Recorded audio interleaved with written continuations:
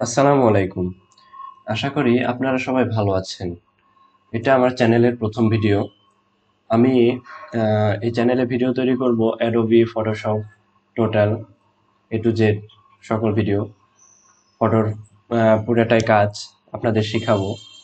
আর Adobe Illustrator দিয়ে আপনি logo বানাবেন, বিজনেস কার্ড, ব্যানার ইত্যাদি এগুলো সব বানানো আপনাদের শিখাবো। যেহেতু ফটোশপ এবং ইলাস্ট্রেটর আরও ইত্যাদি নিয়ে আলোচনা হবে, সেহেতু আমরা ভিডিওটি শুরু করি ফটোশপ দিয়ে।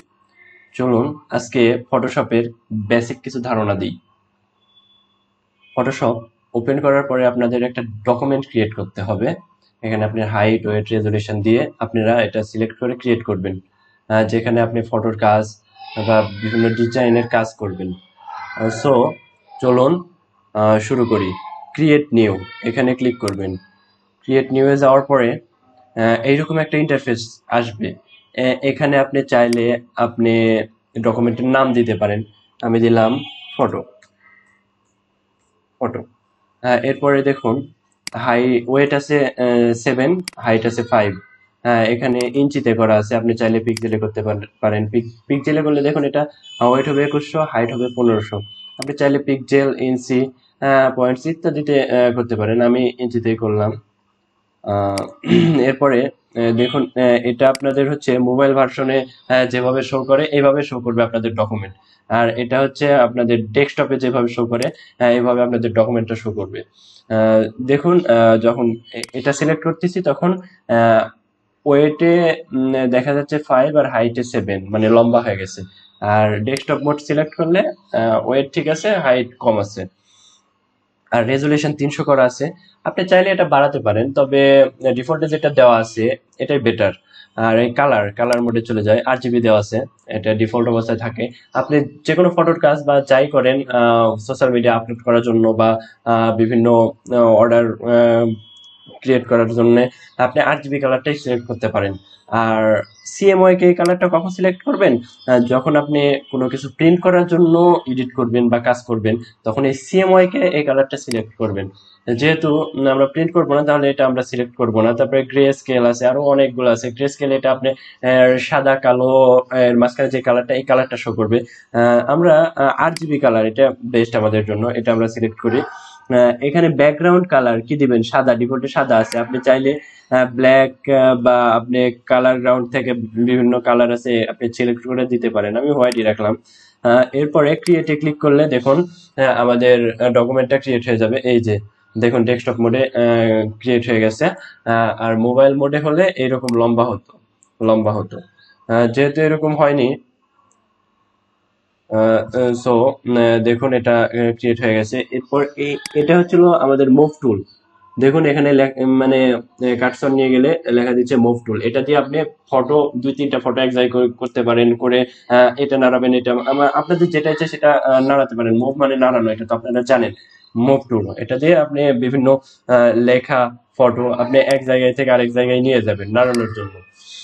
আর এরপরে আমি চলে যাই রেক্ট্যাঙ্গেল টুল। এই যে রেক্ট্যাঙ্গেল টুল, আপনি যদি আহ, ডান বাটনে ক্লিক করেন তাহলে দেখুন এখানে রেক্ট্যাঙ্গেল টুল, তারপরে রাউন্ডেড রেক্ট্যাঙ্গেল টুল, তারপরে ইলিপস টুল, বিভিন্ন টুল আছে। দেখুন লাইন টুল, স্টার টুল, সব টুলই আছে। যেটা আপনি ইচ্ছা আপনি একটা সিলেক্ট করলেন। রেক্ট্যাঙ্গেল আমি সিলেক্ট করলাম। এই যে এইরকম আমাদের হচ্ছিল ব্যাকগ্রাউন্ডে দেওয়া আছে সাদা, আর উপরের কালারটা দেওয়া আছে লাল, এই জন্য লালটা শো করতেছে। আপনি চাইলে এভাবে কালার চেঞ্জ করতে পারেন। কালার দিলাম ব্ল্যাক। ওকে। এরপরে যদি আমি কোনো টুলস থেকে যদি কোনো কিছু সিলেক্ট করি, যেমন হচ্ছিল এবার সিলেক্ট করব এলস টুল, মানে বৃত্ত। এই যে দেখুন বৃত্ত ডিম্বাকৃতি হচ্ছে, বিভিন্ন আকৃতির হবে। আপনি চাইলে এই আকৃতিটা চেঞ্জ করতে পারেন। আকৃতি একবারে গোল করতে হলে আপনাদের শিফট শিফট প্রেস করে আপনি বৃত্ত টানবেন, আপনার গোল হবে। আর শিফট যখনই ছেড়ে দেবেন তখন দেখুন ডিম্বাকৃতি, লম্বা, আপনি যেরকম ইচ্ছা সেরকম বানাতে পারবেন। আর যদি হচ্ছে শিফটে চাপ দেন তাহলে গোলই হবে, গোল থেকে আপনি অন্য কিছু করতে পারবেন না। গোল একটা বৃত্ত তৈরি করলেন এরকম।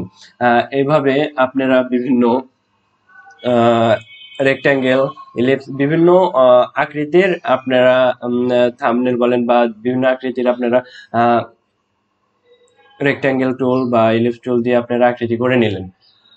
এরপরে আপনি আজকে প্রথম ভিডিও, বেশি লং করতে চাচ্ছি না। এরপরে আপনি চাইলে এটা হচ্ছিল আন্ডু করতে পারেন। সিলেক্ট করার মুভ টুলে যাওয়ার পরে এই যে আমি যেটা বললাম নড়ানোর কথা, এই যে মুভ টুলে যাওয়ার পরে আপনি নাড়াতে পারবেন, যেটা নাড়াবেন, আহ, যেটাই নাড়ান আপনি মুভ টুলে গিয়ে নাড়াতে পারবেন।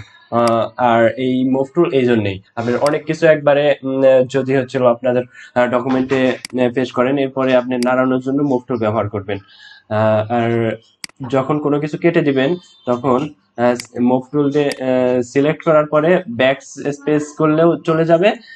আবার হচ্ছিল মুভ টুল দিয়ে সিলেক্ট করার পরে আপনি বাম বাটনে ক্লিক না করে এই এডিটে গিয়ে আপনি চাইলে কপি করতে পারেন, সবকিছুই করতে পারবেন।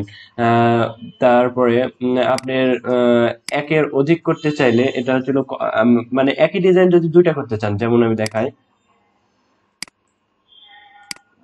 বৃত্ত, শিফট ধরে আমি একটা বৃত্ত ক্রিয়েট করলাম। এরপরে বৃত্তটা আমি ডবল করব, মুভ টুলে আবার গেলাম, বৃত্তটা সিলেক্ট করলাম। এরপরে আমি হচ্ছিল এডিটে গিয়ে কপি, এরপরে আমি পেস্ট যদি করি, আবার ওই এডিটে যাওয়ার পরে পেস্ট, দেখুন সবকিছুই ডবল ডবল হয়ে গেছে। আপনি চাইলে এভাবে সবকিছু ডবল ডবল করতে পারেন। মুভ টুলে যাওয়ার পরে আবার একটু আলাদা আলাদা করলাম। আর এই ফাইলটা আপনি সেভ করার জন্য ফাইলে যাবেন, ফাইলে যাওয়ার পরে সেভ অ্যাজ, সেভ অ্যাসে যাওয়ার পরে আপনি ডেস্কটপে সেভ করবেন বা কোথায় সেভ করবেন ওইখানে আপনি সেভ করতে পারেন। এই যে আমরা ফাইল নেম দিয়েছিলাম ফটো, ফাইল নেম তখন দিলে এখন আর দেওয়া লাগবে না, তবে আপনি এখন আবার এডিট করতে পারেন। আমি যে কোনো একটা দিয়ে দিলাম। আর এরপরে আপনি কোন ফরম্যাটে ফাইলটা সেভ করবেন, এই যে এখান থেকে আপনি ফরম্যাটটা বেছে নেবেন। আপনি যে ফরম্যাটে ফাইলটা সেভ করবেন, আমি পিএনজি তে সেভ করবো, আমি পিএনজি সিলেক্ট করলাম। এরপরে সেভ করলে আমার এটা সেভ হয়ে যাবে, এই তো ফাইল সাইজ ইত্যাদি সেভ। এখন আজকে ভিডিওটি লং করতে চাচ্ছি না, নেক্সট ভিডিওতে আমি ডিটেলসে আলোচনা করব বিভিন্ন টুলসের কাজ, কপি পেস্ট, উইথড্র ইত্যাদি। সো আজকে আমি কেটে দিই। এখন দেখাই ফটোটা যেটা আমরা সেভ করলাম, সেটা এখন আপনাদের দেখাবো। ডেস্কটপে সেভ করছিলাম, এই যে আমরা যেটা আজকে প্রথম ভিডিওতে যে ডিজাইনটা তৈরি করছি, এই যে ডিজাইনটা এরকম। আর এটা আমরা সেভ করছি। আপনারা আশা করি বিভিন্ন টুলসের কাজ আশা করি সামনের ভিডিওতে দেখতে পাবেন। আর আমাদের ভিডিওটি ভালো লাগলে শেয়ার করবেন আর সাবস্ক্রাইব করে পাশে থাকুন নতুন নতুন ভিডিও পাওয়ার জন্য। এরপরে আমি প্রত্যেকদিন একটা করে ভিডিও দিব, নিয়োগ করছি। আপনারা আমাদের পাশে থাকেন। আচ্ছা, আল্লাহ হাফেজ, ভালো থাকেন।